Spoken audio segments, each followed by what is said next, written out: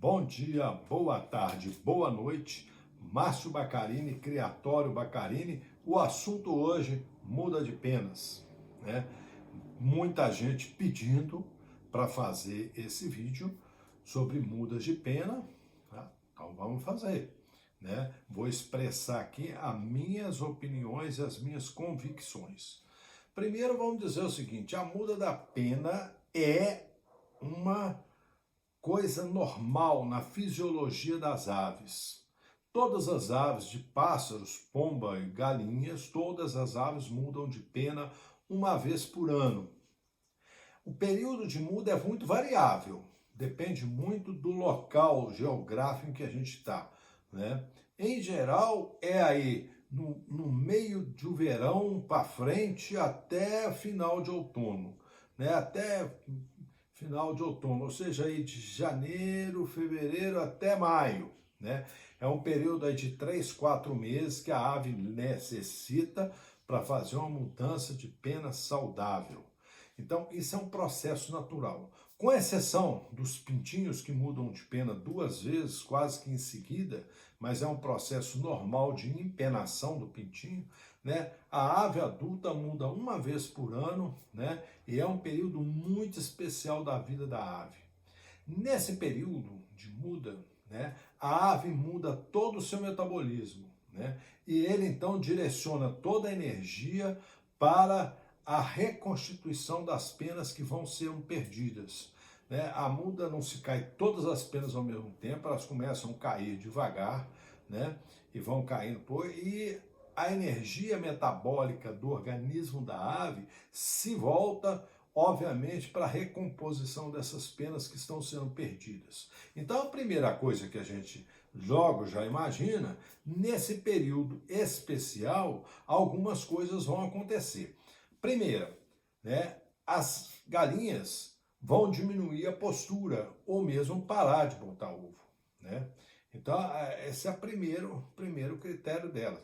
Elas vão diminuir a postura e parar de botar ovo, né?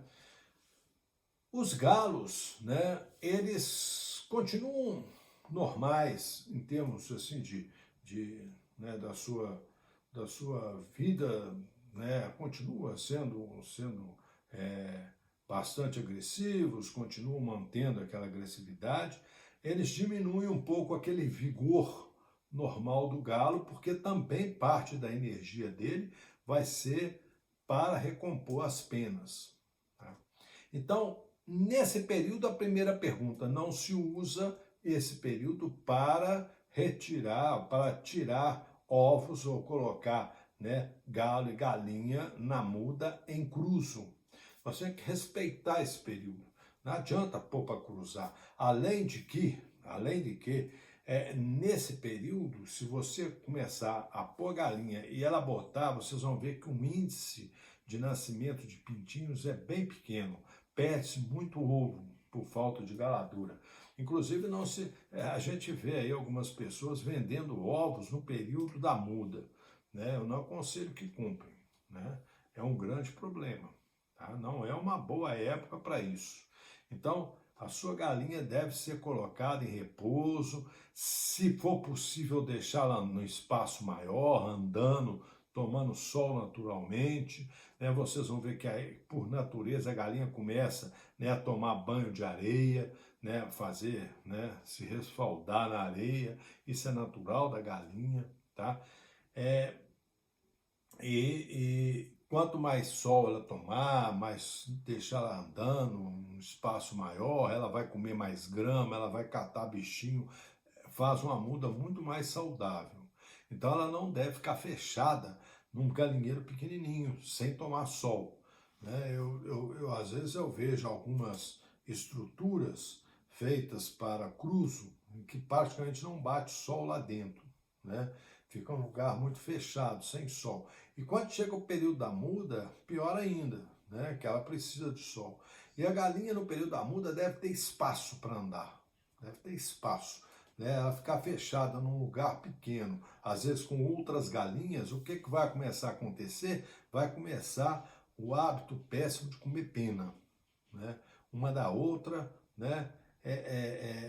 cai muita pena no chão, começa a comer pena. Tá? Isso gera um problema seríssimo. Né? Não é só o costume de comer pena, é que essas penas são elementos de transmissão de uma série de doenças. Né? Sem contar que é nessas penas que se multiplicam diversos tipos de piolho. Tá? Então, essa é a galinha, né? Deixar no espaço aberto, deixar andando, né? Tomando sol, ela vai se respaldar na areia. Então, eu solto as minhas galinhas todas no espaço. Logicamente que a gente solta no espaço, algumas galinhas não vão se dar bem, elas vão se bater, vão querer brigar, aí essas aí você tem que ir separando, né? Mas deve deixar soltas. O galo, a forma como você deve manusear o galo é até mais complexa do que na época em que você está fazendo o galo no trato.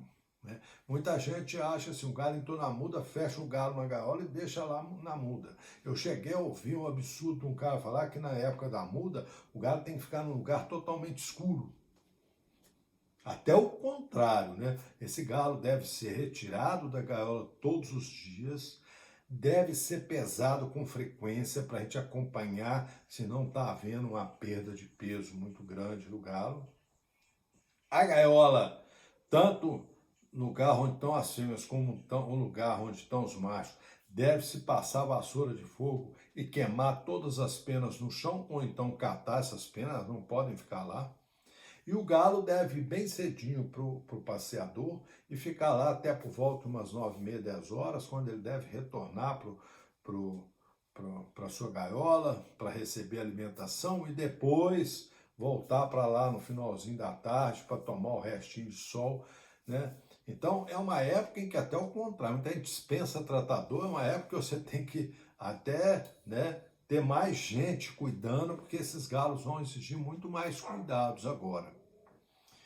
Todos os dois, tanto a macho como a fêmea, devem ser vermifugados logo no começo, né? Começou a entrar no período da muda, vermifugar todos os dois, né? O galo e a galinha devem ser vermifugados, não com criolina, vermifugado com antivermífugos, né?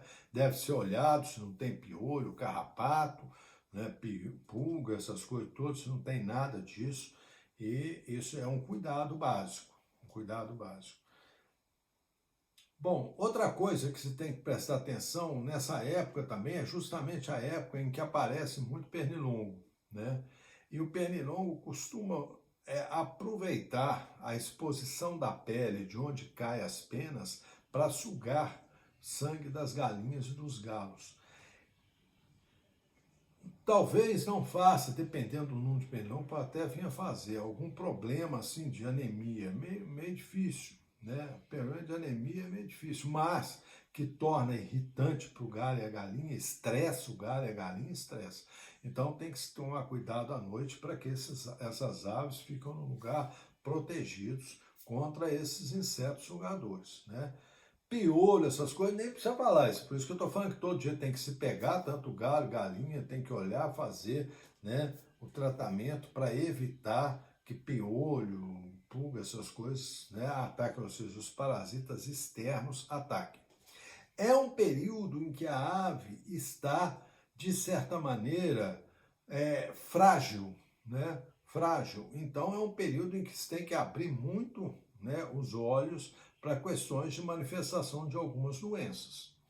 Quando eu falo em pesar, principalmente os galos, pesar ele que seja uma vez por semana, é justamente pensando, o galo começou a perder muito peso, tem que olhar se não tem, porque assim, o organismo está frágil, né? O organismo está fragilizado por essa grande demanda de energia metabólica para substituir as penas. Então também é justamente num período de aves frágeis que essas doenças se manifestam. Então tem que se tomar cuidado, né, acompanhar de perto as aves para ver se não está aparecendo alguma doença. Né? Eu já vi muita gente falando assim, meu galo entrou na muda com 3,5 kg, saiu da muda com 3,200, 3,100. Né? É muito peso perdido. Para uma ave né? Muito peso perdido. É mais de 10% do peso É muito peso perdido, né? A alimentação. Nessa época de muda, a gente deve dar o que a gente chama assim, de alimentação fria, né? O que é alimentação fria? Aí, no caso aqui, eu dou um milho, né, quebrado, junto com algumas sementes de girassol e um pouquinho de óleo de girassol e verdura, principalmente o Oropo nobis, que eu já falei isso para vocês, e a couve, né? Há umas, né, não tem assim uma coisa assim de frequência, mas assim, com frequência eu coloco folhas de agrião também para o galo comer, que são alimentos frios, vamos dizer assim, e que provém vitaminas, né, para a ave.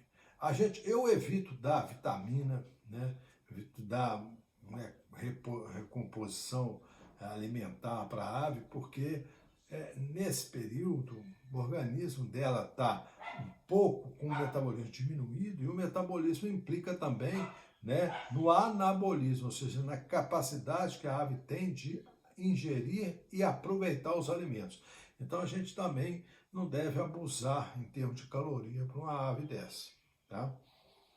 Bom, aí vem algumas coisas que muita gente fala que faz e que eu, né, tenho até uma certa restrição em ficar ouvindo isso, até porque eu não vejo nenhum tipo de razão para se fazer, né? Nenhum tipo de razão para se fazer, pelo menos não tem respaldo científico. Primeira coisa, aplicar leite no galo, intramuscular no galo.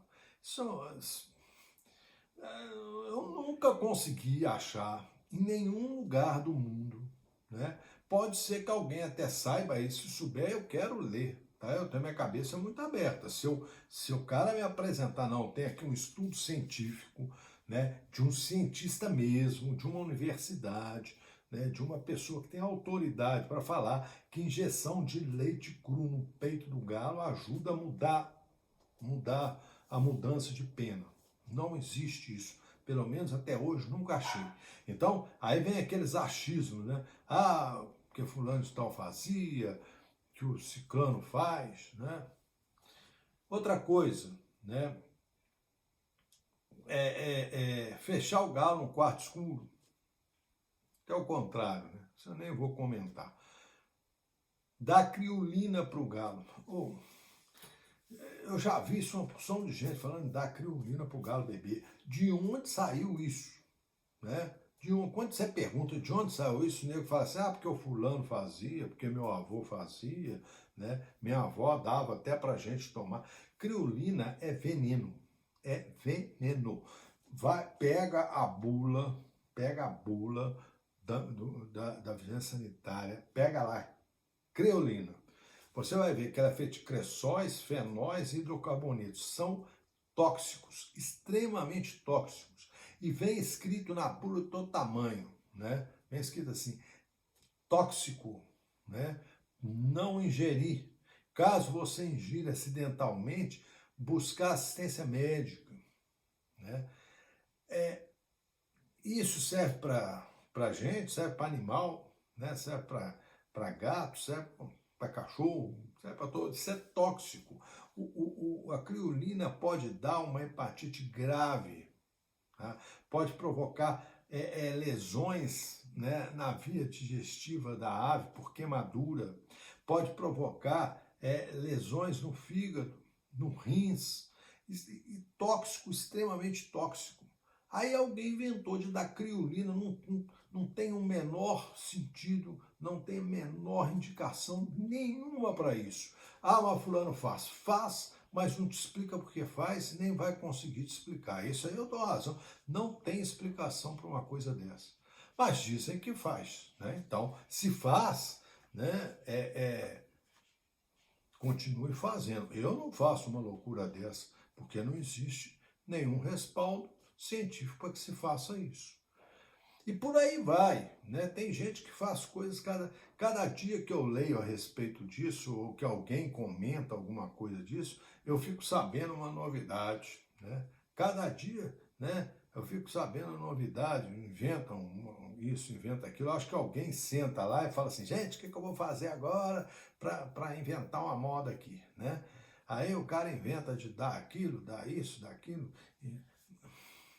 Pare com isso. Há pouco tempo atrás, um cara me perguntou se a hemotransfusão, né, que era o que se começou a fazer em pessoas, né, e o Conselho Regional de Medicina proibiu, né, a auto-inoculação de sangue, né, tirar sangue na veia e aplicar no músculo. O Conselho de Medicina proibiu isso, não proibiu porque não quer que as pessoas sarem, recuperem. Proibiu porque isso não traz benefício nenhum, sem contar os riscos. E tem alguém que falou em fazer isso com galo e com galinha. Não tem nada para falar a respeito disso, né? Porque você nunca vai ver nenhum estudo científico dizendo que isso melhora a muda de galo, muda. Né? Então, se a gente seguir, né, esses cuidados, a higienização tem que ser rigorosa nesse período, a alimentação, né, mais fria, água à vontade, deixar o galo tomar sol todos os dias, deixar as galinhas soltas para ela andar, caminhar, a sua ave vai passar por um período de muda tranquilo e vai sair bem lá do lado de lá. Né? Algumas pessoas com o intuito de adiantar, porque eu não sei por que adiantar, né? Por que quer adiantar? Não adianta adiantar nada, né? Quer adiantar a muda, arranca a pena. Isso é outro absurdo, né? Quando você arranca a pena do galo, você acaba machucando aquele lugar onde a pena, né, tem origem. E muitas das vezes, ao fazer isso, né, ao fazer esse tipo de coisa, a outra pena que vem com problema, vem com defeito, vem torta, né, quando muitas vezes nem nascem. Tá? Então, para que eu não estou entendendo por que essa desbravata de sair correndo porque tem que mudar depressa? Não tem que mudar depressa, isso é um processo fisiológico, natural da ave. Então a ave vai fazer isso de uma forma tranquila, natural. E você tem que respeitar esse período. Você não tem que sair correndo para adiantar a muda. Né? Talvez lá na indústria, né, onde existe uma metodologia lá que chama Método Califórnia, né, na indústria de postura de ovos, em que eles deixam as galinhas de 10 a 12 dias em jejum. Né? E que isso adianta a muda, adianta porque fragiliza a ave de uma certa maneira, tanto que aumenta bastante o índice de mortalidade das aves, que chega a pegar aí 2, 3% de perda de aves, as aves mais frágeis, que têm menos gordura corporal, né? Elas acabam vindo a morrer nesse período. Mas isso é lá, isso é avicultura comercial, né? Em que talvez se justifique esse tipo de coisa. Não é o caso do galo de combate. Né? O galo de combate é uma ave bem especial. Tá?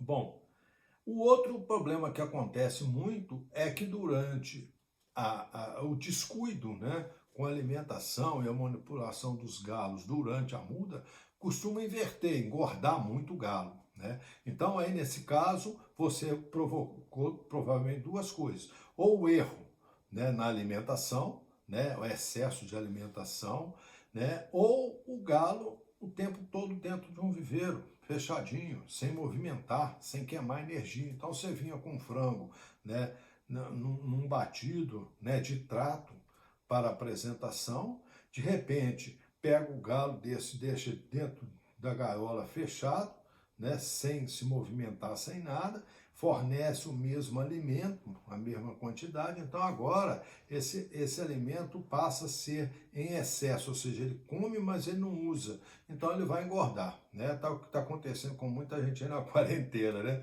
O sujeito está só dentro de casa, só comendo, bebendo, né, e deitado, obviamente vai engordar, né? E pode o mesmo acontecer com a sua ave. Então, mais uma vez, a importância do peso, que sua ave começou também a ganhar muito peso, né, sair, né, do limite, do razoável para essa ave, você tem que rever o que está acontecendo. Você não vai esperar, né, a ave mudar, ganhar aí 400, 500 gramas e depois ficar com um problema de deixar a ave sofrendo com uma alimentação pobre para perder o peso que você inadvertidamente deixou ela ganhar. Né?